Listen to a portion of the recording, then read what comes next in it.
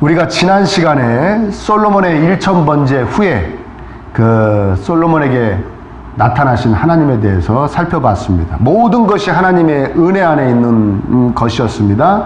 그럼에도 불구하고 그 시간에 솔로몬이 하나님께 구한 그 기도의 제목은 하나님의 마음을 흡족하게 했습니다. 무엇을 구했습니까? 왕으로서 백성들을 잘 이끌을 수 있도록, 공정한 재판을 할 수 있도록 지혜를 주시옵소서, 그렇게 구했습니다.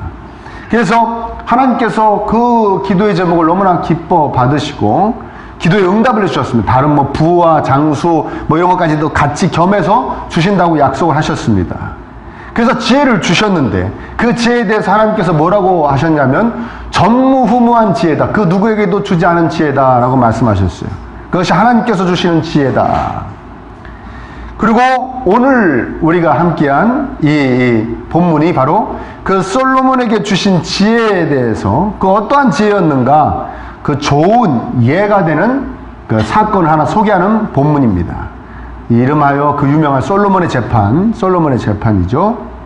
3일 사이에 창기 두 여자가 아들을 낳았습니다. 3일 사이로 낳았는데 서로 살아있는 아들이 내 아들이라고 싸울 수밖에 없게 되었는데, 왜냐하면 한 창기의 아들이 죽고 말았습니다. 그래서 그 자기 죽은 아이를 갖다가 그 다른 창기의 품에 안기고 그 살아있는 아이를 자기 품에 안고 서로 막 싸우는 것이죠. 이 죽은 아이가 저 사람 거고 살아있는 아이가 내 거다, 내 아이다, 이러고 싸우는 겁니다. 솔로몬이 너희도 그렇게 얘기하니까 방법이 없다, 칼을 가져와라. 그래서 반으로 잘라가지고 아이를 잘라가지고 반씩 줘라, 그렇게 얘기합니다. 그러니까 그 생모가, 친어머니가 아니다. 저 여자 죽이지 마라, 저 여자 줘라, 저 여자 거다, 저 여자 주라고 그럽니다. 그러나 거짓말하는 여자가, 자기 아이가 죽은 그 거짓말하는 여자는 그래 좋다, 죽여서 저 여자 것도 안 되고 내 것도 안 되게 하자, 그리고 죽여버리자고 그럽니다. 그래서 솔로몬이 이 죽이지 말자고 한 여인이 바로 친모다라고 이제 재판을 이렇게 끝내는 것이죠. 결론을 내린 것입니다. 혹자는 이 이야기를 가지고 잘못된 결과를 나올 수도 있었다, 이건 진정한 지혜가 아니다라고 얘기하는 사람도 있습니다. 왜 그러냐면 양심에 찔려 자수했을 수도 있는 거 아니냐, 생모가 아닌 여자가 양심에 찔려서. 그런 일이 있을 수가 없죠. 왕까지 간 재판의 형벌은 죽음이죠. 자기가 실토하면, 양심에 찔렸던 뭐였던 실토하면 죽는 겁니다. 그러니까 그런 일이 있을 수 없고요. 또 한 가지는 뭐라고 그러냐면 성격이 다 다른 거다. 성격이. 친모가 앞뒤 안 가린 여자일 수도 있지 않냐. 그래 자르자. 그래 자르자, 어차피 내 아이가 안 될 거면 자르자 할 수도 있었다는 거예요. 그런 사람도 있을 수도 있겠죠. 그러나 만약 설사 그렇다고 하더라도 그렇게 자기 아들을 자르자고 한 여자한테는 예를 줘서는 안 되는 거죠. 그러니까 아무튼 지혜로운 것이 아주 현명한 판단이라고 말씀드릴 수가 있습니다. 그러니까 하나님께로부터 솔로몬에게 지혜가 임했는데, 여러분 하나님께로부터 임한 것이 선하고 아름답지 않은 것이 있겠습니까? 다 아름답고 선하죠. 하나님께로부터 고난도 임할 수 있는 거 아닙니까? 고난도 그 당시에는 굉장히 좀 힘들고 때로는 악해 보이지만, 아름답게 보이지 않지만 열매는 아름다울 줄 믿습니다. 하나님이 기꺼이 허락하시는 고난도 열매는 아름답기 때문에 하나님이 우리에게 주시는 것은 다 선하고 아름답습니다. 그런데 우리가 늘 하나님 믿었더니 내가 지혜로워졌다, 하나님께서 그때 나에게 지혜를 주셨다, 내가 점점 지혜로워지는 것 같다, 이렇게 얘기를 하지만, 난 지혜가 필요하다, 하나님이 주시는 지혜가 필요하다라고 얘기는 하지만 하나님께서 주시는 지혜는 어떠한 것인가? 위기의 순간에 탁 해가지고 그걸 했더니 그 위기를 넘어갔다, 이런 거로만 생각하시는 경향이 있는 것 같아요. 그래서 오늘 본문을 통해서 하나님께서 주시는 지혜의 특징 몇 가지를 함께 살펴보려고 합니다. 먼저 생각해 볼 것은 무엇이냐? 이 솔로몬에게 임한 지혜의 특별함을 잘 우리에게 보여주면서 이 사건이 왜 하필 창기들과 관련된 재판 이야기를 예를 들었을까? 재판이 많았지 않겠습니까? 창녀들은 이 당시에 창녀들은 법정의 증인이 될 수 없었습니다. 창녀들이 하는 말은 무조건 안 믿는 겁니다. 증인이 안 돼요, 창녀들은. 또 한 부류의 그 직업군이 목자들하고, 그 다음에 여자로는 창녀였습니다.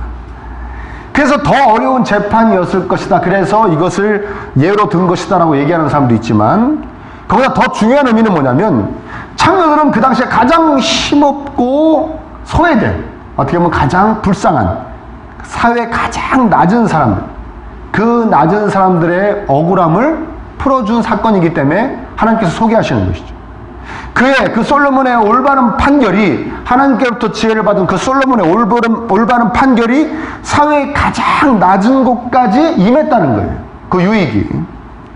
그래서 하나님께서 솔로몬에게 주신 지혜는 이렇게 가장 밑바닥의 삶까지도 챙겨주고 유익을 줄 수 있는 지혜였다고 하나님은 이 사건을 통해 말씀해주고 계시는 것입니다. 자, 여기서 하나님께서 주시는 지혜의 첫 번째 특징을 우리는 알 수가 있습니다. 하나님께서 주시는 지혜는 따라합니다. 다른 이들을 이롭게 해준다. 이롭게 해줍니다. 내가 머리를 막 굴리는데, 내가 막 무슨 막 생각을 해내고 아이디어를 막 짜내는데, 그것이 주변 사람들을 힘들게 한다.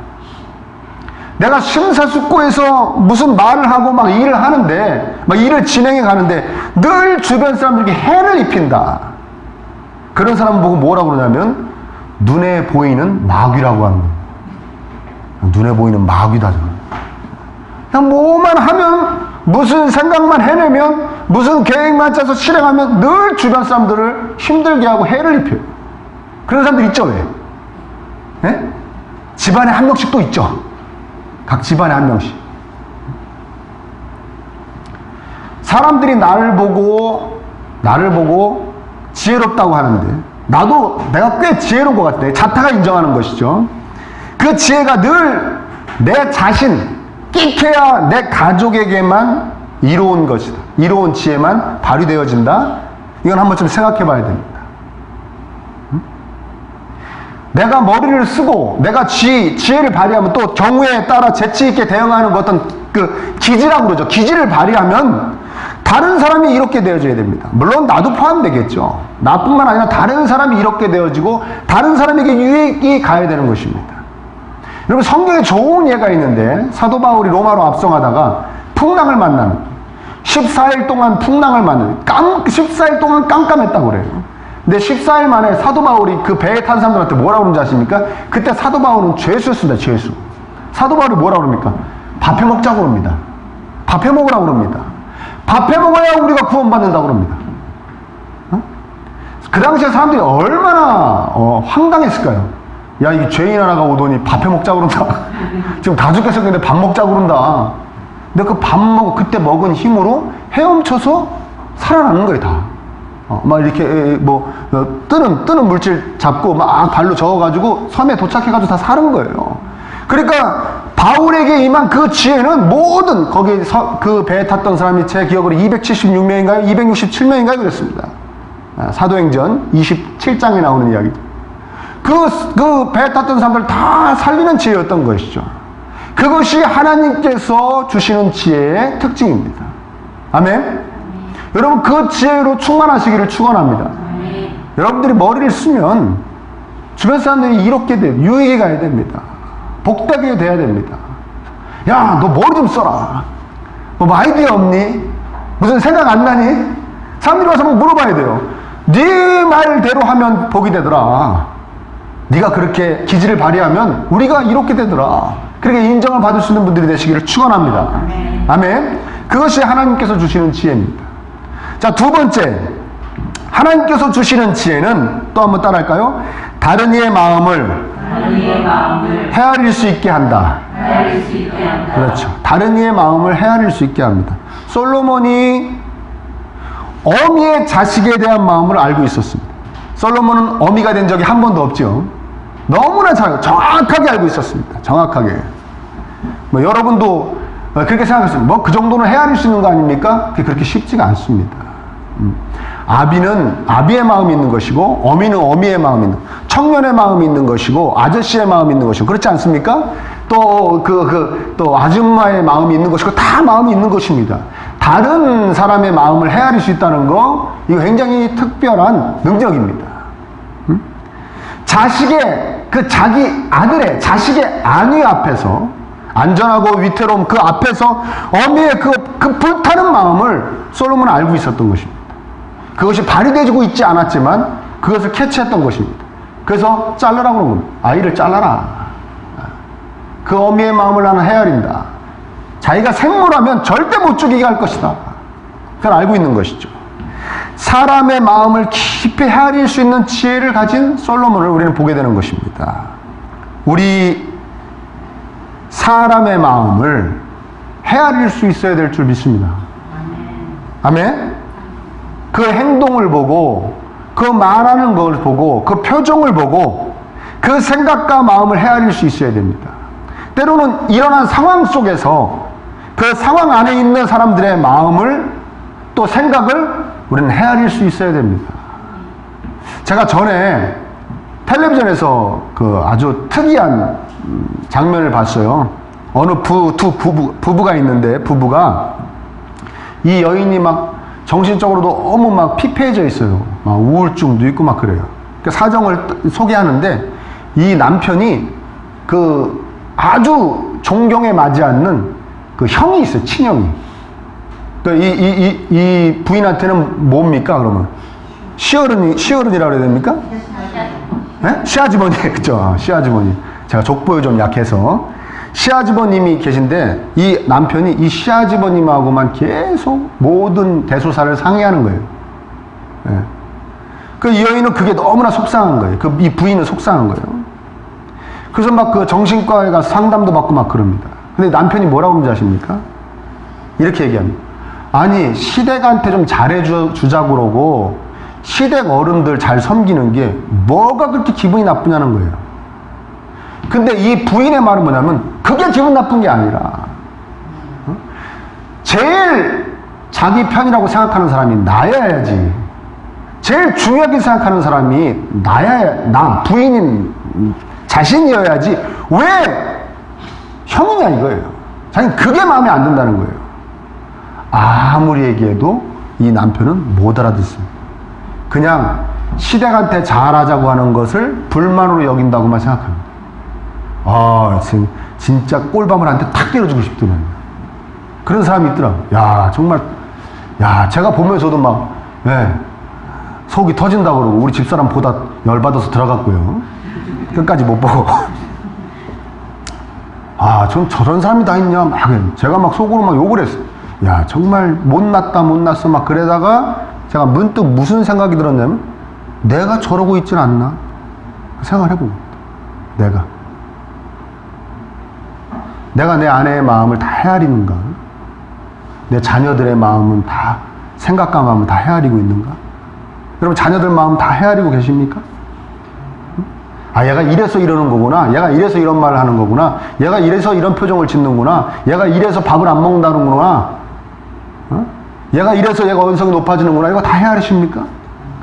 부모님의 마음은 다 헤아리는가? 저는 목사니까 성도님들의 마음은 다 헤아리는가? 이런 생각 갖고 있는데 나는 이렇게 생각하지 않아요. 여러분, 우리가 착각하는 게 뭡니까? 자기가 꽤 지혜롭다고 생각하는 교만한 사람들. 저 사람은 이렇게 생각하고 있는데 넘겨짚죠. 이렇게 생각해서 그러는 거야 하고 넘겨짚죠. 이건 더 위험하죠. 아멘? 아예 모르는 게 낫습니다. 왜 저러는 거야? 모르는 게 낫지? 이래서 저러는구나 하는 건 더 위험한 거예요. 이건 더 악한 겁니다. 이건 지혜로운 게 아니고 미련한 겁니다. 아멘? 이해되십니까? 우리 얼마나 넘겨짚습니까? 서로. 그래서 그런가 보다. 저번에 그렇게 했더니 그래서 저러나 보다. 서로 막 넘겨짚잖아요. 정확하게 왜 그러는지, 마음이 어떤지, 생각이 어떤지 정확하게 모르지 않습니까? 그럴 때가 너무나 많지 않습니까? 그렇게 늘 살을 부비고 사는 그 가정에서도 부부끼리, 부모 자식끼리 다 헤아리지 못하지 않습니까? 우리 그 지혜가 있어야 되지 않겠습니까? 헤아릴 수 있는 지혜. 제가 그 전에 그때 전도사 때였는가 그랬어요. 제가 섬기는 교회에서 저를 교육을 보내줬어요. 그러면 여름 성경학교를 잘 이렇게 할 수 있도록 미리 교육받는 게 있습니다. 먼저 가서 교육을 받는 게 있어요. 그래서 제가 거기 갔어요. 그 가서 이렇게 앉아 있는데 그 강사님들도 청년들이에요, 그냥. 뭐 목사님들이 들어오는 것도 아니고 어떤 그 선교회에 청년들이, 간사님이라고 그러죠? 청년들이 들어와서 막 하는 거예요. 근데 한 청년의 고백을 제가 지금도 잊을 수가 없습니다. 그 청년이 아주 멀쩡하게 아주 건강하게 잘 생겼는데 자기가 얼마 전까지만 해도 몹쓸병에 걸렸대요. 무슨 병인지는 말을 안 하더라고요. 자기가 몹쓸병에 걸려서 사람답게 못 사는 병에 걸렸었대요. 그래서 몇 년을 병원에 있었대요, 자기가. 그러다가 기적적으로 이렇게 치유돼서 지금 이렇게 하나님 일을 열심히 하고 있다면서 막 그렇게 자기 이제 고백을 합니다. 그러면서 이 청년이 뭐라고 그랬냐면 이렇게 얘기했습니다. 자기가 그 몇 년 동안 병원에 있는데 많은 사람이 뭐 목사님들도 몇십 명이 왔다 갔고 뭐 좀 큰 교회를 섬겼는지 뭐 성도님들도 뭐 진짜 뭐 헤아릴 수 없이 병문안을 왔대요, 자기를. 근데 딱 한 사람이 잊혀지지가 않는데요. 잊혀지지가 않는데요. 아침에 연락이 왔대요. 오늘 그 장로님이 오늘 내가 청년한테 갈게. 그렇게 전화가 왔대요. 그래서 이 청년은 준비를 다 하고 있었답니다. 마음 딱 먹고. 왜 그랬냐면 정말 그냥 그 말이 많은 장로님이었대요. 그런 분들 있지 않습니까? 어딜 가도 말이 많고 막 웃음도 깍깍깍깍 막 웃고 막 그런 장로님. 야, 오늘 좀 내가 신상이 조용하지 못하겠구나. 그래서 장로님 어떻게 좀 빨리 왔다 가셨으면 좋겠다 그랬대요. 아니 장로님 오시더니 뭐 이렇게 내가 뭐 어떻게 지내냐고 그러더니 그냥 옆에 앉아가지고 이렇게 앉아가지고 그냥 계속 이렇게 쳐다보고만 있더래요. 근데 힘들지. 이렇게 한 번씩 물어보고 그냥 계속 쳐다보고 있다가 나중에 눈물을 조금 쭉 이렇게 흘리시더니 내가 갈게. 그러더니 가시대. 그 장로님이. 근데 그 청년은 그때 너무 큰 위로를 받았대요. 너무 큰 힘을 얻었대요. 그 나중에 이제 다 회복되고 기적적으로 회복되고 그래서 그 장로님한테 갔답니다. 장로님 그때 왜 그러고 가셨냐고. 그랬더니 이 장로님이 이제 간다고 그러고선 차를 타고 막 오는데 하나님 감동을 주시죠. 너 가서 말 많이 하지 말고, 말 좀 그만하고, 그 청년의 마음이 어떨까 헤아려 보고 와라. 그 청년이 지금 어떤 마음일까 많이 생각하다가 와라. 그 장로님이 그 청년한테 얘기해 준 거예요. 그래가지고 가서 신나게 재밌게 해줘야지 뭐 떠버리기로 하다가 마음이 싹 바뀌어가지고 와가지고 계속 앉아가지고 하나님 이 청년의 마음이 어떨까요? 지금 이렇게 몇 년을 병원에 있는데 어떨까요? 자기가 그 말밖에 안 나오더니 힘들지. 힘내라. 자기도 눈물이 나더니 그 마음이 통하니까 눈물이 나서 그러고 왔다는 거예요. 근데 그 청년은 그 누구의 어떤 목사님이 막 눈물을 펄펄 흘리면서 해주는 기도든 그 어떠한 것이었든 그 장로님의 그 가만히 바라보면서 그 같이 아주 적은 양의 눈물을 흘렸던 그 표정, 그 바라봄이 제일 큰 위로와 제일 큰 힘이 됐다고 우리들에게 간증을 하더라고요. 그렇게 상대방의 마음과 상대방의 처지를 같이 헤아릴 수 있다는 것은 여러분 엄청난 아름다운 열매를 맺게 해주는 것입니다. 아멘. 굉장히 큰 능력이에요. 사람이 사람을 이해한다는 거, 그 사람의 마음을 헤아릴 수 있다는 거, 그래야 진정 잘해줄 수 있잖아요. 진짜 필요한 걸 해줄 수가 있잖아요. 아니면 엉뚱한 것에 많은 노력과 많은 비용을 지출하게 되잖아요. 여러 가지로 봐도 아주 손해나는 일입니다. 정확하게 헤아리고 정확하게 이해할 수 있는 거, 그 지혜, 우리에게 있어야 되는 지혜인 줄 믿습니다. 하나님께로부터 임하는 지혜입니다. 자, 세 번째는 한번 또 따라해 보겠습니다. 하나님께서 주신 지혜 세 번째 따라합니다. 그 지혜를 가진 자를 사람들이 경외하게 된다. 우리 28절 한번 같이 읽어볼까요? 오늘 본문 28절 시작. 온 이스라엘이 왕을 두려워하였으니 이는 하나님의 지혜가 그의 속에 있어 판결하다. 하나님의 지혜가 그의 속에 있기 때문에 모든 백성들이 왕을 두려워했다라고 해요. 두려워했다는 건 야레라는 히브리 단어인데 잠언 1장 7절에도 똑같은 단어가 쓰입니다. 여호와를 경외하는 것이 지식의 근본이거늘 여호와를 경외하는 것이 여호와를 야레하는 것이 지혜의 근본이거늘 이야기합니다. 그 경외가 저 두려워하고 똑같은 이야기입니다. 그러니까 더 정확하게 이야기하면 이겁니다. 하나님께서 주시는 지혜는 하나님을 더욱 경외하게 합니다. 아멘입니까? 경외, 성경에서 말하는 경외가 무엇입니까? 굉장히 어려운 단어입니다. 우리 쉽게 얘기할 수 없는. 그래도 이 못난 지식으로 가장 쉽게 풀어서 설명해드리면 사랑하면서도 두려워하는 것입니다. 그걸 경외라고 할 수 있겠습니다. 아멘입니까? 하나님을 사랑하기도 하는데 한편으로 두렵기도 한 거예요. 그걸 경외라고 그러죠. 그냥 무작정 두렵기만 한 것도 아닙니다. 그건 아닙니다. 그래서 믿음이 좋아진다는 건 뭐냐면 이 두 가지 마음이 더욱 진해지고 강해지는 걸 얘기하는 것입니다. 믿음이 좋아진다. 내가 성숙되어졌다. 신앙이 성장했다는 것은 하나님을 더욱 사랑하면서 하나님을 더욱 두려워하는 것. 이 두 마음이 같이 자라나가는 것. 이거 믿음이 좋아졌다고 그러는 것입니다. 아멘입니까? 무슨 말인지 되세요? 예. 그냥 친근해지기만 내가 신앙생활을 하면 할수록 내가 하나님 더욱더 친근해지기만 한다? 이것도 건강하지 못한 겁니다. 신앙생활을 하면 할수록 막 너무 두렵기만 하다. 예배를 어떻게 하면 기도를 안 했 이것만 된다. 이것도 건강하지 못한 것입니다. 이 두 가지 마음이 같이 가야 되는 겁니다. 너무나도 하나님을 사랑하고 또 참으로 하나님을 두려워. 이 두 마음이 같이 가야 됩니다. 근데 하나님을 경외하게 되면 하나님의 지혜가 임해서 하나님을 경외하게 되면 신비하게도 사람들이 그 사람을 두려워하게 됩니다. 함부로 대하지 못하게 됩니다. 아멘입니까? 아멘. 이해되세요?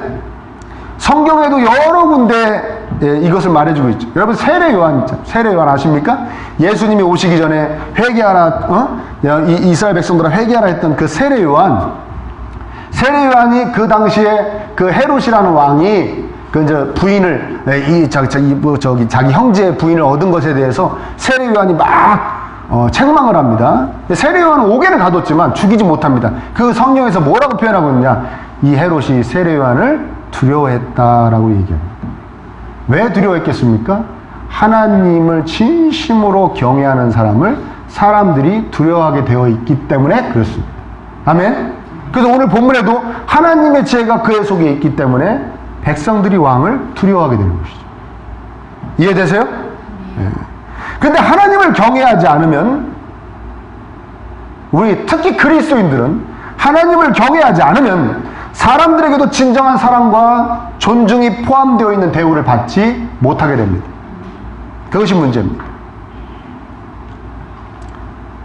지난 주간에 엄청난 사태가 일어났어요. 어느 큰 대형 교회, 우리나라에서 두 번째로 큰 교회라고 하더라고요. 우리나라에서 두 번째로 크면 세계에서 두 번째로 큰 거죠. 그 교회에 먼저 있던 목사님이 은퇴하면서 아들에게 교회를 줬습니다. 근데 그 총회법에 아들에게 세습을 못한다라고 되어 있습니다. 근데 그 총회에서 재판국에서 총회에서 결정된 건 아니에요. 총회 재판국이라는 데서 결정난 건데 8대7로 승인이 났습니다. 허가 합헌이다, 합법이다 라고 승인이 났습니다. 8명이 합법이라고 그러고 7명이 불법이라고 그런 거예요. 합법이라는 사람들의 주장이 뭐냐? 2년 전에 은퇴했기 때문에 은퇴하는 목사가 아들 준 게 아니라는 거예요. 이게 말입니까? 쌈입니까? 이걸 말이라고 합니까? 여러분, 세습 방지법이라는 걸 왜 만든 겁니까? 아버지가 아들에게 교회를 세습 못하게 하려고 만든 것이죠. 그게 무슨 시기가 중요한 겁니까? 2년 있다 했다, 1년 있다 했다, 이게 중요한 것입니까? 이거는 말도 안 되는. 하나님을 경외하는 사람들이라면 도저히 할 수 없는 짓들을 하는 겁니다. 제가 왜 그 교회를 언급을 못하는지 아십니까? 고소당할까봐. 이미 훌륭한 목사님들 몇 명이 고소당했어요. 재판하고 있어요. 저는 그 교인들이 참으로 불쌍한 것이죠. 그렇게도 목사가 교인들을 멍청이 취급을 하는데도 불구하고 그 목사 좋다고. 여러분, 제가 비밀 하나만 가르쳐드릴게요. 하나님을 경외하지 않는 사람은 사람도 존중하지 못합니다. 아멘입니까? 우리 그리스도인은 그렇게 생겨먹은 사람들입니다. 목사가 하나님을 경외하지 않으면 성도들도 아주 우습게 하는 거예요. 아니, 하나님도 우습게 하는데 이거 사람이야 뭐 오죽하겠습니까? 그냥 그따위 짓거리를 하는 겁니다. 사람들은 이렇게 얘기합니다. 김은호 목사야, 너는 잘났냐? 넌 죄 안 짓냐? 너는 흠이 없냐? 맞습니다. 저 굉장히 흠이 많은 사람입니다. 굉장히 부족한 사람입니다. 근데 다른 게 있습니다. 이렇게 개인적으로 혼자 하나님이 좀 싫어하실 일을 생각하고 말하고 행동하는 것하고 저렇게 몇천 명, 몇만 명이 똘똘 뭉쳐가지고 하나님을 경외하지 않는 자들이 하는 행동을 하는 것하고는 완전히 다른 겁니다. 하나님 보시기에 완전히 다른 거라. 이해되십니까? 아멘. 아멘? 이스라엘이 똘똘 뭉쳐서 우상 숭배하는 거 똑같은 짓을 하고 있는 것입니다. 제가 왜 이 이야기를, 그 교회가 그 교회 얘기를 왜 여기서 갑자기 하나님 주신 지혜로 왜 얘기하느냐면, 그리스도인들이 하나님을 경외하지 않으면 세상 사람들에게 우습게 여김을 받게 되는 거죠. 아까 얘기했듯이. 이해되십니까? 그리스도인이 하나님을 경외하면 세상 사람들이 두려워하는데, 그리스도인들이 하나님을 경외하지 않으면 못된 짓거리들만 하면 세상 사람들이 우습게 합니다. 이제 그 교회는 이단 비스무리한 교회의 대명사가 됐고, 아주 나쁜 교회의 대명사가 됐고, 그 교회 이름은, 그 목사는 아주 사악한 목사의 대명사가 됐어요. 에이 그 목사 같은 목사, 이렇게 된 겁니다. 어느 목사가 이상한 짓을 하면 에이 그 목사 같은 목사, 이렇게 되게 된 거예요. 이해되십니까? 더 무서운 건 뭐냐면, 그리스도인이 하나님을 경외하지 않으면 본인도 우습게 되는 것 뿐만 아니라 그 본인을 통해서 하나님의 이름이 우습게 되어집니다. 여러분, 그 사건에 대해서, 그 뉴스에 대해서 댓글들 한번 읽어보십시오. 가관. 하나님의 이름을 우습게 만들어버리게 되는 것입니다. 아멘? 그래서 우리는 하나님이 주신 지혜가 있어야 돼요. 그래서 하나님을 경외해야 돼요. 아멘? 그래야 세상 사람들이 우리를 진정한 사랑과 존경으로 대하고, 그리고 하나님을 진정 경외하게 되는 것입니다. 여러분 중에 이렇게 생각하시는 분도 있을지 모릅니다. 아이고, 목사님이 교회 안에만 계시다 보니까 세상을 잘 모르시는군요. 이 세상이 얼마나 악한 세상인데 무슨 진정한 사랑과 존경을 기대할 수 있습니까? 이 세상에서 세상 사람들에게 그렇게 생각할 수도 있습니다. 그렇죠? 그렇죠? 진정한 사랑과 존경을 많이 못 받아보셨죠? 예? 많이 받아보셨어요? 저는 많이 못 받아봤는데, 그런 세상일 수 있습니다. 맞는 말씀일 수도 있죠. 그렇죠. 그런데 최소한 우리가 우리 자녀들에게만은 진정한 사랑과 존경을 받아야 될 줄 믿습니다. 아멘. 그렇지 않습니까, 여러분? 우리 자녀들에게만큼 사랑 많이 해줘서 사랑 많은 부모로서가 아니라, 돈 잘 벌어서 능력 있어서 자녀에게 많은 혜택을 줄 수 있는 부모로서가 아니라, 죽을 때 많은 거 남겨줄 수 있는 부모로서가 아니라, 신앙인으로서, 한 명의 신앙인으로서, 그리스도인 부모로서 자녀에게 진정한 사랑과 진정한 존경은 받아야 될 줄 믿습니다. 아멘? 우리 아버지 어머니는 진정한 그리스도인이었다. 하나님을 경외하는 분들이었다. 우리 의무죠. 우리 의무입니다. 어떻게 보면 부모로서의 삶의 목적일 수도 있습니다.